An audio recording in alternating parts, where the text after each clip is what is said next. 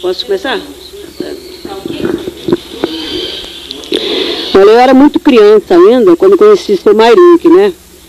E segundo o que me foi contado, ele fazia parte de um time de futebol com esse nome. Então eu conheci assim como Mairink.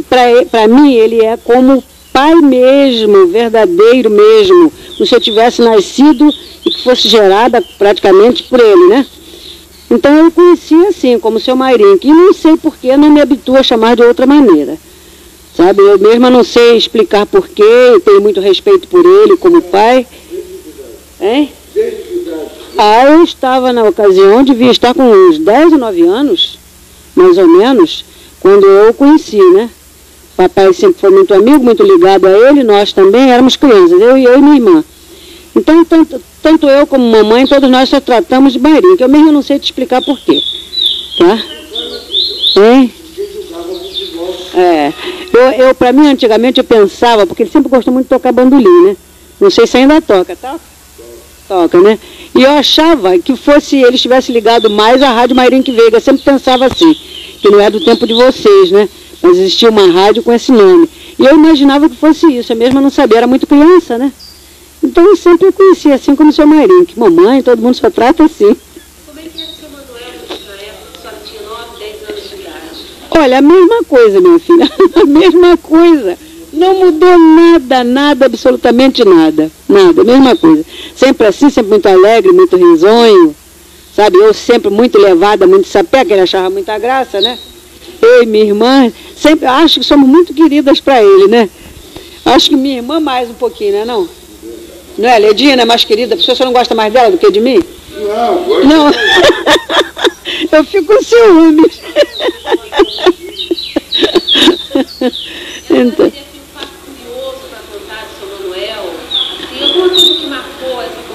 Olha, minha filha, eu tenho um fato que eu não me esqueço de maneira nenhuma. Eu arranjei uma gravidez quando era muito nova, sabe? Estava com 16 anos, mais ou menos, né?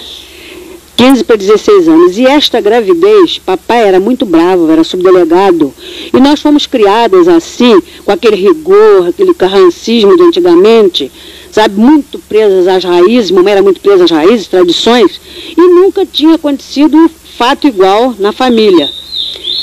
E então, mamãe dizia, se filha minha, papai também fizeram uma coisa dessas, eu ponho na rua, eu mato, eu jogo todo mundo na rua. E eu tive medo, minha filha. Escondi essa gravidez. Como inexplicavelmente durante 9 meses. E ninguém descobriu em casa. E eu tive esta filha, que hoje também é professora, ela já veio até aqui. Tive esta filha sozinha, sem ninguém. Só que eu, na hora da minha aflição para ter a criança, eu fiquei como se estivesse desacordada. E escutava comentários falatórios na minha cabeceira. Sabe? Alguém estava ali fazendo meu parto.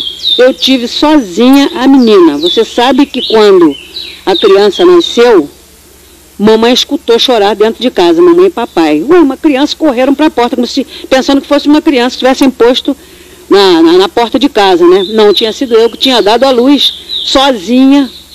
Como, não sei. Só sei te dizer que eu, para sentir um pouquinho de alívio, eu sofri o dia inteirinho a dor do parto. Hoje eu sei o que é, naquela época eu não sabia. Mamãe escondia. Mamãe era daquele tipo de mães, até hoje ainda é assim, que se ela estivesse conversando com uma visita, que nós chegássemos perto, ela só olhava assim. Nós já entendíamos que tínhamos que sair dali. Não podíamos ouvir, participar. Então, eu com aquele medo, eu escondi tudo isso, sofri uma madrugada e um dia inteiro. Só fui ter a garota na outra madrugada, né?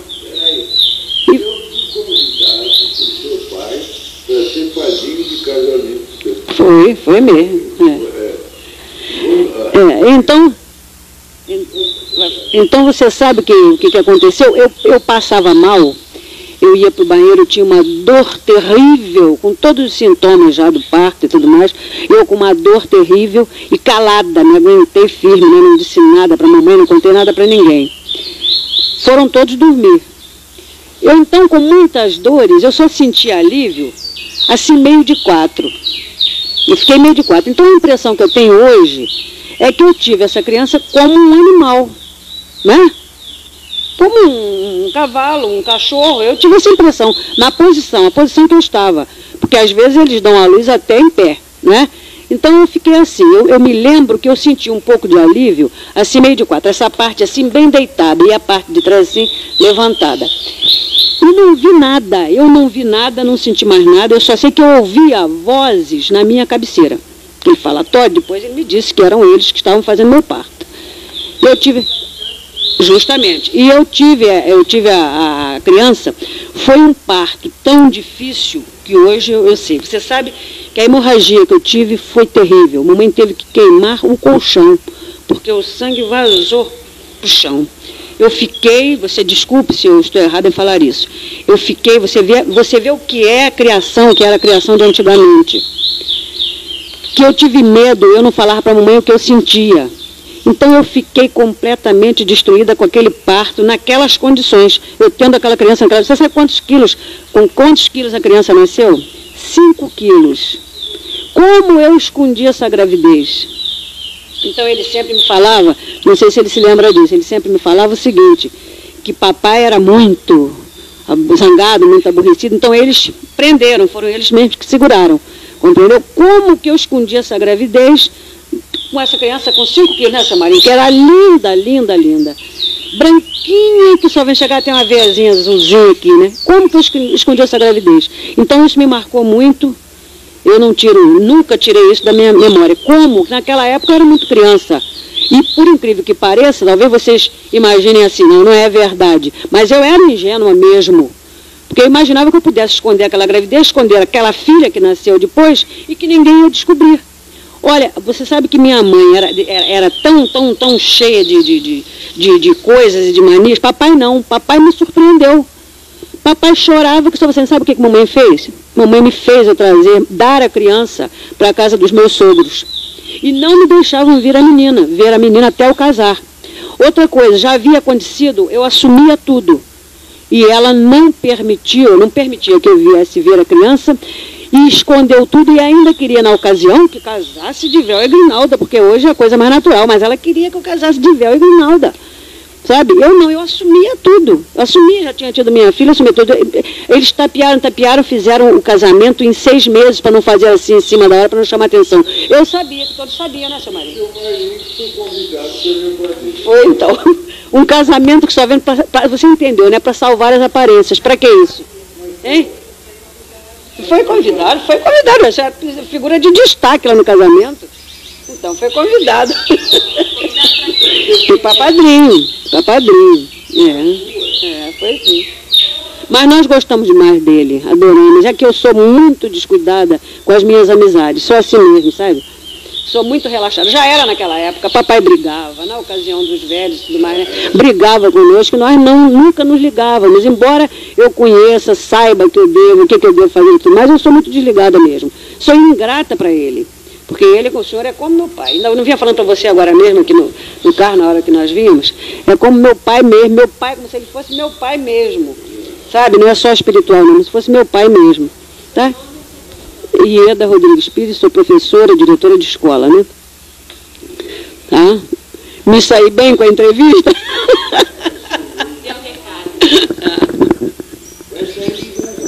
Meu Deus do céu, seu marido. Olha, aí eu sou muito acanhada para falar, seu marido. Ficou ótimo. Pois é, mas esse detalhe eu não esqueço, minha filha. Que coisa inesquecível, né? Filha de um amigo meu. Rapaz, minha mão só tem que ir. Olha, esse meu amigo era delegado na região. Quase seu irmão, né? Quase que eu gostava. Eu não tenho instrutor não, sou eu mesma que faço lá para a professora. Então eu vou dar um final. Um dia. Olha, a Angélica traz o recado para mim, traz a Angélica para mim? Porque eles me mandaram o ofício convocando, mas não disseram ainda, não mandaram a programação ainda. Tá? É assim que se pudesse por uma hora assim que eu esteja ocupada, eu venho contigo. Tá? Tá bom? Olha.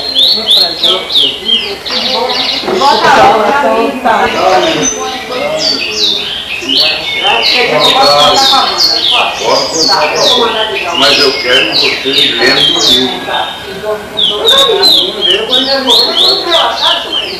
Você pode me xingar, pode me xingar. Você lê, Argélia? Eu leio. Leio mesmo. O Ricardo não quer vir aqui. Eu vou lá. Nós queremos descer de classe, vamos lá. Beijo. Bom dia para todos. Beijo, cachorro, gato.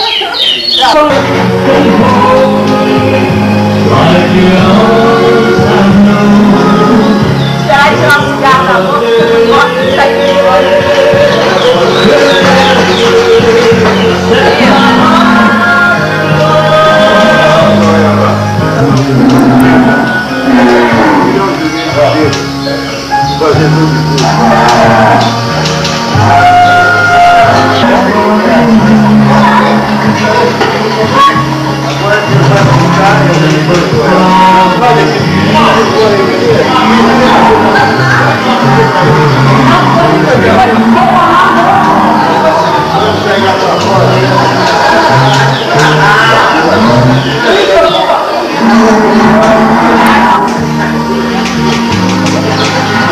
Nacional brasileiros no Paraguai.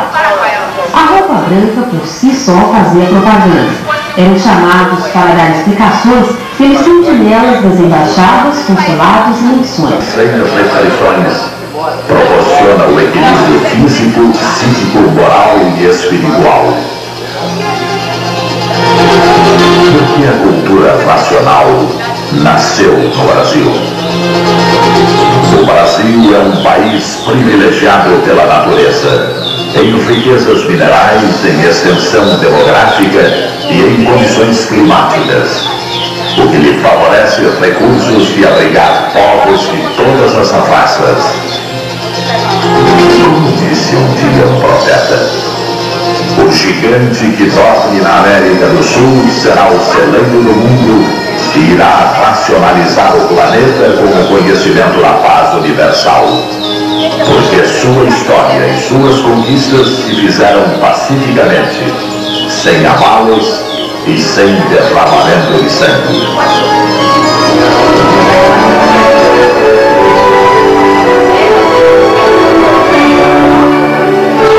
O Retiro Nacional é a residência do autor da obra, Sr. Manuel Jacinto Coelho, onde atualmente chega a fazer até 3 livros por semana. Mas os estudiosos da obra, desejosos de contribuir com a sua grande missão e com o movimento cósmico de evolução da natureza, começaram a chegar espontaneamente e a se aglomerarem à sua...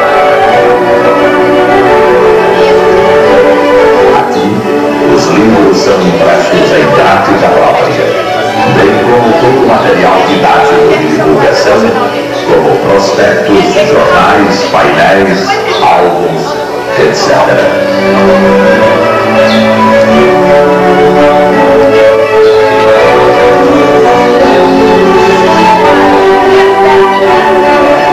Está científico.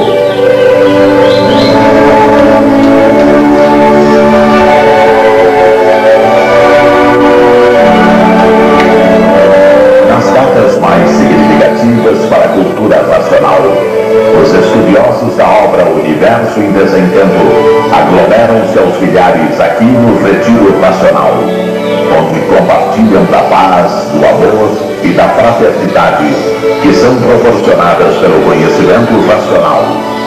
Para expressarem sua gratidão ao Mestre, prestam-lhe diferentes homenagens.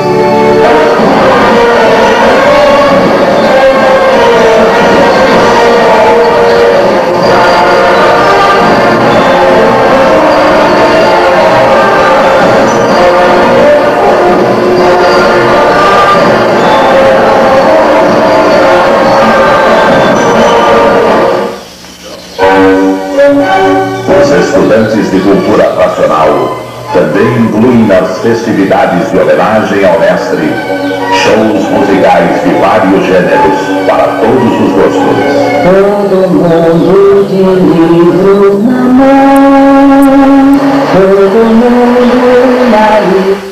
E em todos os estados brasileiros e em vários países do mundo, os estudantes de cultura racional movimentam-se de todas as formas para divulgarem o conhecimento racional. É a responsabilidade de quem se conhece, de quem sabe do que a humanidade precisa para a solução de seus problemas.